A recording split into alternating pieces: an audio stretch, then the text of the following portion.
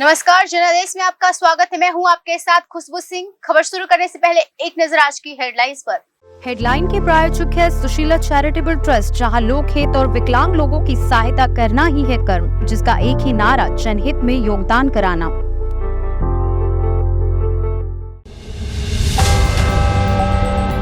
अटल बिहारी वाजपेयी की आज 5वीं पुण्यतिथि। राष्ट्रपति, उपराष्ट्रपति और पीएम ने दी श्रद्धांजलि।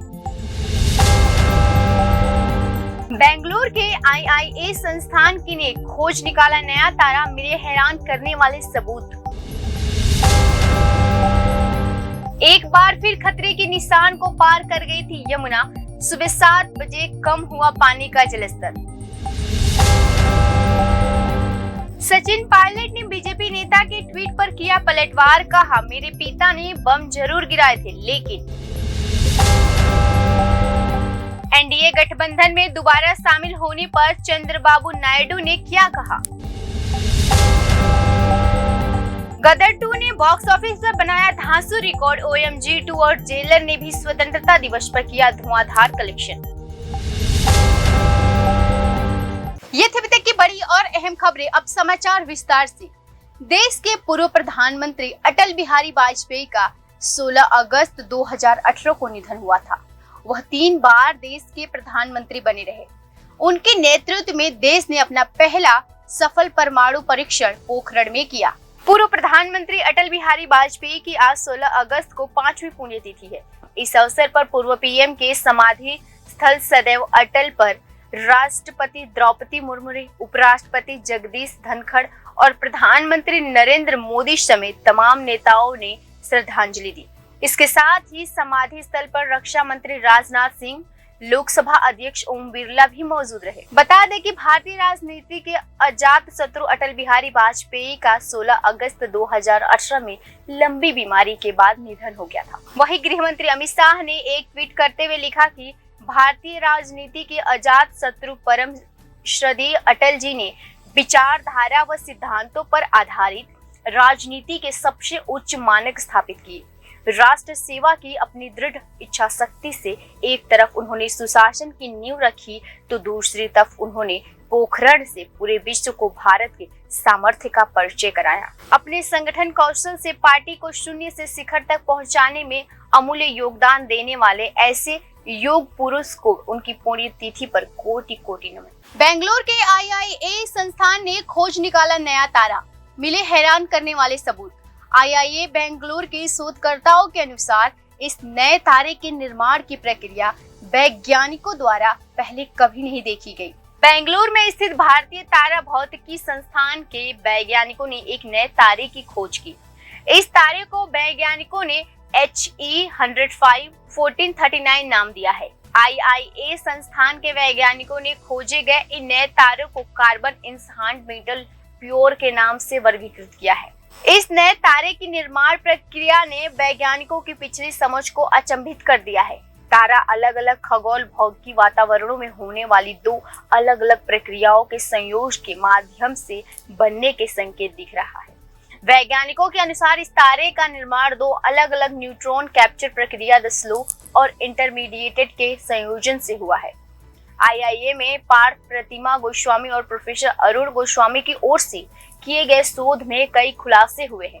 तारे की सतह की रासायनिक संरचना का विश्लेषण करने के लिए सुचारू टेलीस्कोप से जुड़े उच्च फैलाव वाले स्पेक्ट्रोग्राफ का उपयोग करके प्राप्त हुए उच्च रिजोल्यूशन स्पेक्ट्रोग्राफिक डेटा का उपयोग किया गया है। टीम ने पाया कि तारे की लौह सामग्री सूर्य की तुलना में हजारों गुना कम है और न्यूट्रॉन कैप्चर तत्वों से भरी हुई है। आईआईए के पार्थ प्रतिमा गोस्वामी ने बताया कि हमें पहली बार सतह पर रासायनिक संरचना वाली एक वस्तु मिली जिसमें धीमी और मध्यवर्ती न्यूट्रॉन कैप्चर न्यूक्लियोसिथिस दोनों उपलब्ध हैं। उन्होंने बताया कि मामला पहले कभी भी किसी CEMP सितारों में नहीं देखा गया। उन्होंने बताया कि तारे की सतह की रासायनिक संरचना S और I प्रक्रिया दोनों के समान योगदान से प्रभावित हो रही है, जो काफी आश्चर्यजनक बात है। एक बार फिर खतरे के निशान को पार कर गई यमुना। सुबह 7 बजे कम हुआ पानी का जलस्तर। यमुना का जलस्तर कल देर रात ही खतरे के निशान को पार कर गई थी। इस बार यमुना का सबसे ज्यादा जलस्तर 205.56 मीटर तक चला गया था। खतरे का निशान 205.33 है। फिलहाल यमुना इससे नीचे बह रही है। यमुना नदी के जलग्रहण क्षेत्र में गत 2 दिनों से लगातार हो रही मूसलाधार बारिश की वजह से मंगलवार को दिल्ली में नदी का जलस्तर बढ़ने लगा है। यमुना का जलस्तर खतरे के निशान यानी 205.35 मीटर तक पहुंच गया था। हालांकि यमुना का जलस्तर सुबह 7 बजे खतरे के निशान से नीचे पहुंचा। यमुना का जलस्तर कल देर रात ही खतरे के निशान को पार कर गया था। इस बार यमुना का सबसे ज्यादा जलस्तर 205.56 मीटर तक चला, जबकि खतरे के निशान 205.33 मीटर है। फिलहाल यमुना इससे नीचे बह रही है। केंद्रीय जल आयोग के एक अधिकारी के अनुसार पुराने रेलवे ब्रिज के पास यमुना का जल स्तर मंगलवार अपराह्न 3 बजे चेतावनी के निशान यानी 204.50 मीटर को पार कर गया और रात 10 बजे तेजी से बढ़कर 205.39 मीटर तक पहुंचा। उन्होंने बताया कि सुबह 5 बजे इसका जलस्तर 205.50 मीटर तक पहुंचने और दिन में इसके और बढ़ने का अनुमान है। अधिकारियों ने बताया कि हालांकि दिल्ली में यमुना नदी का जलस्तर निकासी अभियान शुरू करने के स्तर पे है, 206.00 मीटर तक नहीं बढ़ेगा। बरसते पहाड़ी क्षेत्रों में अधिक बारिश न हो तो हरियाणा के यमुनानगर जिला स्थित हथिनी कुंड बैराज में प्रवाह देर रात 9 बजे लगभग 27,000 क्यूसेक रिकॉर्ड किया गया, जो मानसून के मौसम के दौरान मध्यम माना जाता है। दिल्ली सरकार के सिंचाई और बाढ़ नियंत्रण विभाग के एक अधिकारी ने बताया कि नदी के किनारे कुछ स्थानों पर निचले इलाकों के स्तर पे बाढ़ आ सकती है, लेकिन गंभीर स्थिति की आशंका नहीं है। हिमाचल प्रदेश की बात करें तो हिमाचल प्रदेश में रविवार से भारी बारिश का दौर चल रहा है। इसके कारण कम से कम 56 लोगों की मौत हो चुकी है। दिल्ली को जुलाई के मध्य में अभूतपूर्व जल भराव और बाढ़ से जूझना पड़ा था। इतना ही नहीं, यमुना का जल 13 जुलाई को 208.66 मीटर के रिकॉर्ड स्तर पे पहुंच गया था। दिल्ली में बाढ़ के कारण 27,000 से अधिक लोगों को सुरक्षित स्थानों पे पहुंचाया गया था। बाढ़ के कारण करोड़ों का नुकसान हुआ। नदी 10 जुलाई से लगातार 8 दिन तक खतरे के निशान यानी 205.33 मीटर के ऊपर बह रही है। दिल्ली में यमुना के पास के निचले इलाकों में लगभग 41,000 लोग रहते हैं। इन इलाकों को संवेदनशील माना जाता है। अमित मालविया ने दावा किया कि 5 मार्च 1966 को मिजोरम की राजधानी आइजोल पर बम गिराने वाले भारतीय वायुसेना के विमानों को राजेश पायलट और सुरेश कलमाड़ी उड़ा रहे थे। कांग्रेस नेता सचिन पायलट ने उनके पिता राजेश पायलट को लेकर किए गए ट्वीट पर आईटी सेल के हेड अमित मालविया पर निशाना साधा है। अमित मालविया ने दावा करते हुए ट्वीट किया था कि राजेश पायलट ने मार्च 1966 में बतौर भारतीय वायुसेना पायलट मिजोरम में बम गिराए थे। इस पर सचिन पायलट ने कहा कि आपके तथ्य और दिनांक दोनों ही गलत है, क्योंकि 1966 में अक्टूबर महीने में वे भारतीय वायुसेना के कमीशन हुए थे। ट्वीट पर अमित मालविया ने दावा किया कि मार्च 1966 को मिजोरम की राजधानी आइजोल पर बम गिराने वाले भारतीय वायुसेना के विमानों को राजेश पायलट और सुरेश कलमाड़ी उड़ा रहे थे। अमित मालविया पर निशाना साधते हुए सचिन पायलट ने कहा, आपके तथ्य और दिनांक दोनों ही गलत है। हाँ, बतौर भारतीय वायुसेना के पायलट मेरे पिता ने बम जरूर गिराए थे, लेकिन उन्होंने 1971 के भारत पाक युद्ध के दौरान तत्कालीन पूर्वी पाकिस्तान पर गिराए थे, न कि 5 मार्च 1966 को मिजोरम पर, जैसा आप दावा कर रहे हैं। वह 29 अक्टूबर 1966 को वायुसेना में कमीशन हुए थे। इसके साथ ही सचिन पायलट ने पिता राजेश पायलट के वायुसेना में कमीशन होने का सर्टिफिकेट भी अटैच किया है। मालविया ने ट्वीट करके लिखा कि राजेश पायलट और सुरेश कलमाड़ी भारतीय वायुसेना के उन विमानों को उड़ा रहे थे जिसमें 5 मार्च 1966 को मिजोरम की राजधानी आइजोल पर बम गिराई है। बाद में दोनों कांग्रेस के टिकट पर संसद और सरकार में मंत्री भी बने। साफ है कि नॉर्थ ईस्ट में अपने ही लोगों पर हवाई हमला कराने वाले को इंदिरा गांधी ने बतौर इनाम राजनीतिक में जगह दी, सम्मान दिया।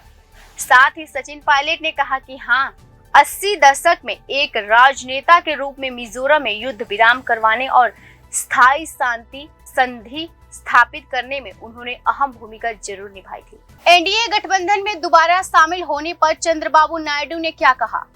चंद्रबाबू नायडू ने कहा कि 2024 में राष्ट्रीय राजनीति के लिए उनकी भूमिका बिल्कुल स्पष्ट है। टीडीपी प्रमुख ने साथ ही कहा, मेरी प्राथमिकता आंध्र प्रदेश है। ये मेरा बड़ा एजेंडा है। मैं राज्य के पुनर्निर्माण के लिए तैयार करूंगा। तेलुगु देशम पार्टी के एक बार फिर राष्ट्रीय जनतांत्रिक गठबंधन में शामिल होने की चर्चा इन दिनों जोर पकड़ रही है। इस बीच आंध्र प्रदेश के मुख्यमंत्री और पार्टी अध्यक्ष चंद्रबाबू नायडू ने मंगलवार को कहा कि सही समय पर इस बारे में बात करेंगे। एनडीए में शामिल होने की उनकी योजना के बारे में पूछे जाने पर नायडू ने कहा, यह सही समय नहीं है। उन्होंने कहा, अभी एनडीए सरकार में शामिल होने के बारे में बात करने का समय नहीं है। सही समय पर इसके बारे में बात करूंगा। नायडू मंगलवार शाम स्पोर्ट सिटी में आयोजित एक कार्यक्रम में विजन 2047 दस्तावेज जारी करने के बाद बात कर रहे थे। राष्ट्रीय जनतांत्रिक गठबंधन के संस्थापकों में एक चंद्रबाबू नायडू के नेतृत्व वाली तेलुगु देशम पार्टी ने आंध्र प्रदेश को विशेष दर्जा देने से केंद्र से इनकार करने के विरोध में पार्टी छोड़ दी थी। नायडू ने आगे कहा कि 2024 में राष्ट्रीय राजनीति के लिए उनकी भूमिका बिल्कुल स्पष्ट है।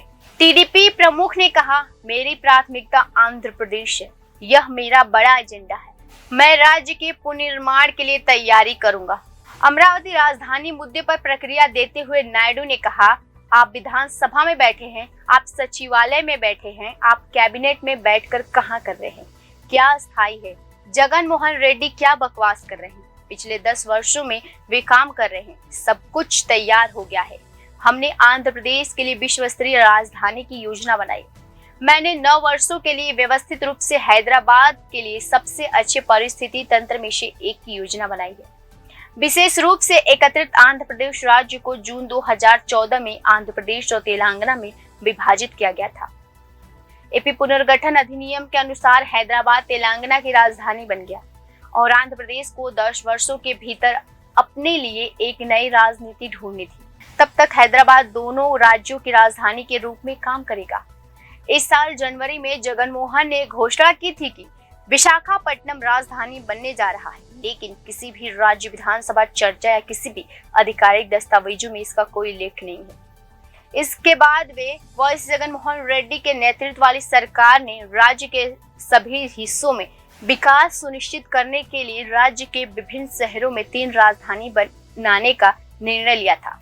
इससे पहले मंगलवार शाम को चंद्रबाबू नायडू ने बीच रोड पर पूर्व मुख्यमंत्री दिवंगत एनटी रामाराव की प्रतिमा पर श्रद्धांजलि अर्पित की।